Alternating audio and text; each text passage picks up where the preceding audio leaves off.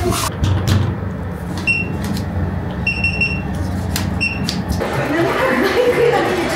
vous dis où je suis dans quelques secondes. Bon, j'ai une voix de merde parce que je viens de me réveiller et que j'avais déjà mal à la gorge, mais avec l'avion hier soir. Regardez-moi ça, c'est pas un petit déjeuner de champion. On a du maïs, on a de la viande, des pommes de terre, des légumes, du pain vapeur, des œufs. Ça va être bien ça. Petit jus de kiwi là. Pour attaquer la journée, c'est vraiment idéal. J'ai pas beaucoup de temps donc je mange vite, je prends une douche et je vous reprends dehors. Bon les enfants, enfin du suspense. Putain, cette gorge de merde. Ça va aller. Cette ville dans laquelle je me trouve est la ville de Urumqi. U-R-U-M-Q-I. Tout à l'ouest de la Chine, dans la province du Xinjiang. Timothée, si tu peux mettre une carte que les gens se repèrent un petit peu. Pourquoi je suis là, je vais vous le dire dans un instant, mais déjà, petit fail peut-être d'entrée de jeu. Pourquoi? J'attends mon Uber là, Didi en Chine. Donc je vous raconte ça vite fait le temps qu'il arrive. C'est pas la première fois que je viens ici, d'accord? On est en 2025 à l'heure où je tourne. La dernière fois que je suis venu, qui était aussi la première, c'était en 2008, il y a très longtemps, 17 ans, j'étais avec Akiko, on était encore de jeunes tourtereaux à l'époque, pas encore mariés. On est arrivé dans cette ville, et là je retourne 17 ans plus tard, et comme j'ai pas vraiment le temps de préparer mes voyages, je me suis basé sur les infos que j'avais qui datent d'il y a 17 ans, d'accord? On est dans la ville, ça c'est une information importante, qui est la plus éloignée du monde de la mer. Il n'y a pas d'eau, c'est désertique, il fait chaud, il fait très chaud à Urumqi. Mon taxi. Ouais, ça commence bien. J'ai mon Didi qui est à 15 minutes à l'autre bout de la ville. Qu'est-ce qu'il fout? Il me dit je suis arrivé. Ça va être chiant, putain. Ça m'a coûté 5 yuan d'annuler mon Didi. C'est 50 centimes. Il y en a un autre qui arrive. Je pense que c'est lui. Je vais reprendre mon anecdote de il fait pas chaud. Alors moi de mémoire, il faisait 49 degrés et juste avant qu'on arrive, la veille, il faisait 50 degrés. C'est ce que nous avait dit l'hôtel. Et ce qui sont de températures qui m'avaient choqué, mais étant donné qu'on est dans le désert, il y a littéralement des déserts, des dunes à la sortie de la ville là. Je pensais que c'était normal. Et bien non. Ce matin en ouvrant la fenêtre, j'ai vu que les gens quand même qui passaient en scooter avaient des vestes, même des gants, des trucs comme ça. Merde, il fait aussi frais que ça, on est en septembre.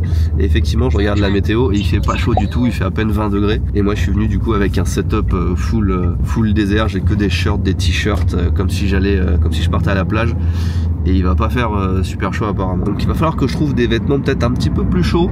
J'avais pas prévu de faire ça aujourd'hui, mais là on va partir en exploration et si je me les gèle, ça va pas être cool.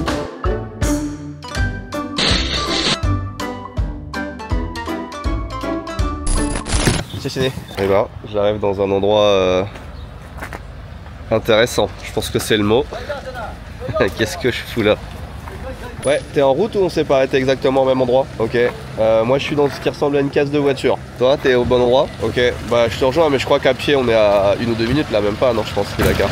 Ok, à tout de suite. Directement la caméra pointée sur toi. Ça va? Ça va? C'est où? C'est là. J'étais au bon endroit finalement. C'est à mi-chemin entre une casse, un poste de police. Est-ce que vous avez reconnu Valentin? La personne qui nous a fait souffrir avec Malo à Taïwan, qui nous a fait manger de l'isopode et des trucs comme ça. On va passer quelques jours ensemble et notre première mission c'est d'aller faire traduire, non pas faire traduire mais de récupérer un permis temporaire, ouais. Permis temporaire chinois, chose que je n'ai jamais faite en Chine et franchement si on a une voiture là ça va vraiment changer la donne. Ouais, ça c'est le bureau ça. Ah ils font le contrôle technique, les trucs comme ça aussi non?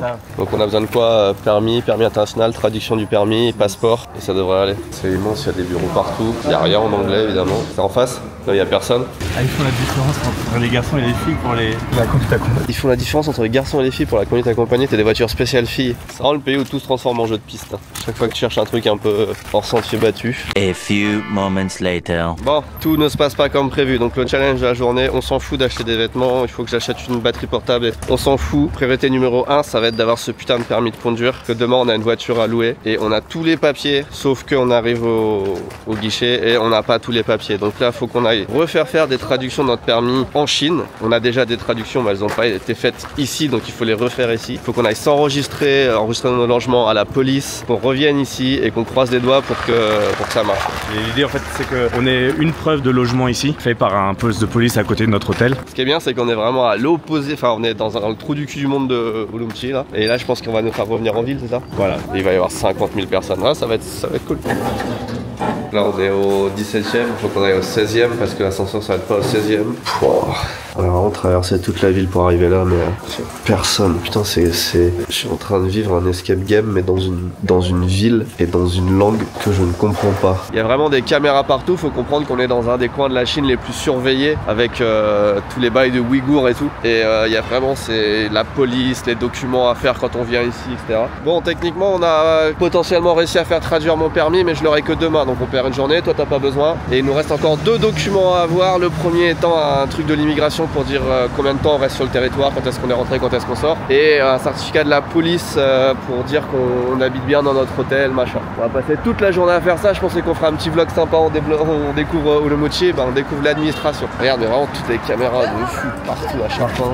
Et ça filme quoi d'ailleurs? Je sais pas. Elles se filment entre elles, les caméras, t'as vu tellement il y en a. Il y a de l'anglais. Une fois qu'on avait notre permis de conduire, je pensais vous faire une petite vidéo découverte de la ville de Urumqi, mais ça se passe pas comme prévu. On en est au 3e endroit différent. De mon côté, c'est l'abandon. Je pourrais pas avoir de permis de conduire parce que je suis français avec un permis japonais. Il faut que je demande des documents de fou au Japon que je peux pas avoir. Du côté de Valentin, il a la chance d'avoir son permis français avec lui. Yeah! Et du coup, ça va peut-être nous sauver la vie, mais il faut qu'on redemande une traduction de son permis français. Là, il vient de faire des photos. Il faut qu'on ait encore des trucs, documents de la police et tout. C'est la croix et la bannière. Je suis un petit peu content que ce soit dur parce que ça veut dire qu'on va vraiment faire du contenu de fou que très peu de gens peuvent faire, parce qu'avoir une voiture et aller dans les endroits où on va aller à partir de demain, ça va être un truc de malade. On n'est pas encore sûr à 100% d'avoir un permis. Déjà, si on a un de nous deux qui l'a, c'est déjà cool. Là, on attend la photo et après police.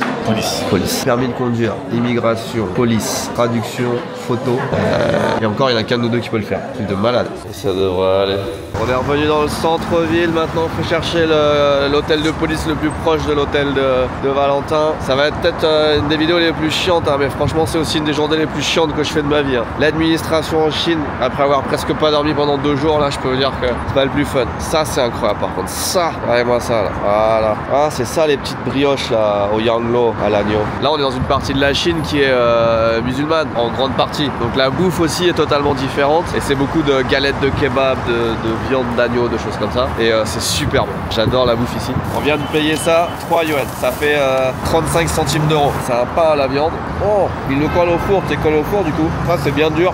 Là, c'est mou au-dessus, bien généreux en viande. Je pense que c'est le meilleur rapport qualité-prix que tu peux avoir dans la vie sur de la nourriture. Ça te requinque tout de suite, hein. Non, ça rend trop bon. J'arrête pas d'en manger en fait depuis que je suis arrivé hier. Super parfumé, il y a des petites épices avec et tout, c'est trop bon. C'est une vraie recette avec, je sais pas si c'est pas les pommes de terre dedans, un petit peu de curry d'épices. Ouais, c'est ça. Hein. Moi, je sens un petit peu peut-être de cumin ou ce genre de choses, tu vois. Bon, on va aller faire ces putains de papiers à la police là. Alors intéressant, je sais pas si ça vous intéresse vraiment ce genre d'aventure, mais on a le poste de police derrière nous, on vient d'y passer un petit 10 minutes. Ce qui est marrant, c'est qu'ils ont pas d'espace d'accueil pour les gens. T'es directement dans la pièce où ils entreposent leur matraque, leur matos, leur salle de pause presque. Et toujours est-il qu'on n'a pas notre document. Hein.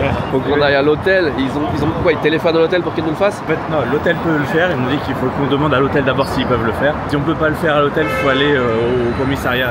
Parce que là, c'est juste un poste de police. Il faut aller au commissariat à côté pour le faire. Mais normalement, l'hôtel peut le faire. Il faut demander d'abord à l'hôtel parce que c'est plus simple de le faire à l'hôtel. Alors sur le commissariat, ça va prendre plus de temps, etc.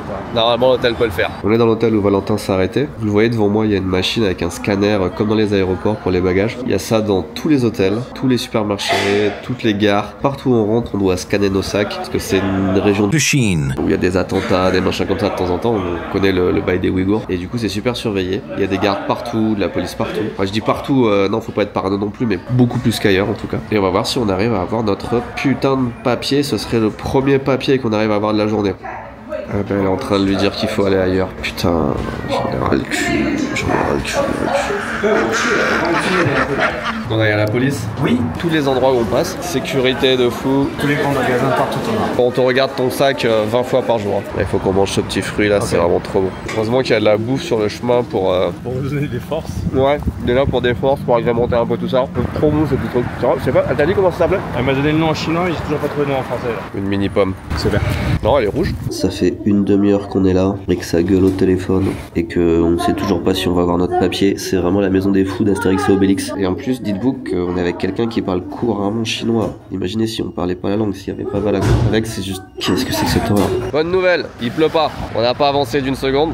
C'est quoi? Je sais pas combien on a fait d'endroits, mais non, ils nous donnent pas notre document à la police parce qu'il faut qu'on ait un tampon de l'hôtel depuis lequel on vient, hein, et qu'ils nous ont pas donné de tampon. Faut qu'on retourne à l'hôtel voir où est le tampon. Tant qu'on n'a pas le tampon, on fait ce qu'il faut, on les prend en otage, on chie sur le comptoir, j'en sais rien, mais tant qu'on n'a pas ce tampon, on peut rien faire, c'est insupportable. Absolument tous les endroits dans lesquels on passe depuis tout à l'heure, toute la ville, ils sont en train de la refaire à neuf. Toutes les moindres barrières, le sol, les fleurs, là ils sont en train de repeindre les lampadaires, parce que, t'as dit, c'est les 70 ans d'appartenance du Shenzhen à la Chine, on va dire ça comme ça. Et il y a le président qui va passer un truc comme ça, donc il faut que tout soit propre, mais voilà, la ville est en rénovation complète. Je suis un peu content quand même que, même si ce contenu il est pas forcément super excitant à regarder, mais de vous montrer ça comme ça, vous voyez quand même que parfois, quand on veut organiser une vidéo, un voyage, ça se passe pas toujours très smooth, il y a des obstacles, il y a quand même de gros investissements sur une vidéo en temps, en argent, en temps bloqué, des calendriers qui sont faits à l'avance avec des sponsors et des machins comme ça. Si jamais on n'arrive pas à avoir notre voiture demain, c'est chiant.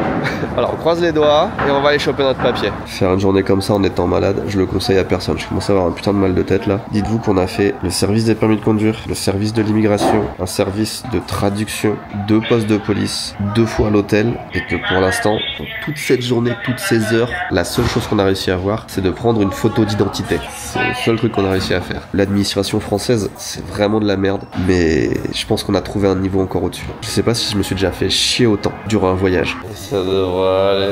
Il a eu un papier, je crois qu'il a eu son papier. Putain, s'il a eu son papier, c'est le feu. Plus de 5 heures pour avoir un papier, quoi. Il savait le faire depuis le début, je suis sûr. Ça y est, tu l'as eu? Beau papier. C'est juste un papier comme ça, y a rien de spécial dessus. Je comprends pourquoi y a de la sécurité partout dans cette région et des attentats et des trucs comme ça. Nous, on est là depuis une journée et je suis en train de perdre la raison. Ce pays, cette ville, me rend fou. On dirait qu'ils en prennent plaisir, qu'il y a une forme de sadisme. On a notre papier, mais le papier, après avoir vérifié avec l'administration, le bureau des permis, déjà apparemment n'est pas le bon, mais ils veulent un papier qui n'existe pas, que personne n'a dans un bureau de police. Donc finalement, ce papier, oui, est bon, on peut quand même, mais il faut quand même aller le faire tamponner dans le bureau depuis lequel on vient. C'est déjà le 3e bureau de police qu'on fait de l'après-midi, et on arrive là-bas, ça se trouve ils vont dire on met pas de tampon, j'en sais rien. Ah bah, c'est fou. Fermé maintenant. Ça va peut-être être fermé, bah oui, vu qu'on a passé toute la journée pour un papier qu'on peut avoir dans son hôtel, c'est là, putain, c'est vrai, c'était juste... On a passé toute la journée pour avoir un papier de son hôtel qui dit qu'on est bien, on a bien pris une chambre dans l'hôtel. C'est genre une facture, quoi. C'est dur, c'est sévère, mais il y a peut-être un truc comme quoi les étrangers, ils ont vraiment pas... Techniquement, un étranger, tu peux pas louer une voiture, quoi. Ils te font des trucs tellement... C'est un challenge tellement élevé que personne ne le fait. Le truc, c'est qu'ils sont obligés de le sortir, le permis. En tout cas, avoir une porte